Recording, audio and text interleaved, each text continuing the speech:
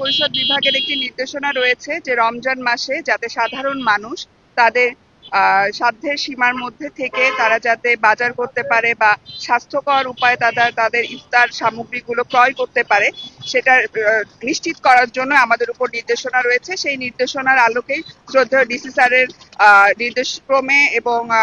মন্ত্রী পরিষদের নির্দেশনা ক্রমে আমরা প্রত্যেকটি উপজেলায় এবং জেলায় যারা আমরা এক্সিকিউটিভ ম্যাজিস্ট্রেট আছি আমরা বাজার মনিটরিং এবং স্বাস্থ্যকর উপায়ে ইফতার সামগ্রীগুলো বিক্রয় হচ্ছে কিনা এই বিষয় তদারকির লক্ষ্যে আমরা প্রতিদিনই বিভিন্ন বাজারে যাব এবং মনিটর করব এবং বিষয়গুলো নিশ্চিত করব যাতে এই পবিত্র রমজান মাসে সবাই সুস্থ শরীরে এবং সাধ্যের মধ্যে তাদের ক্রয় সীমার মধ্যে যে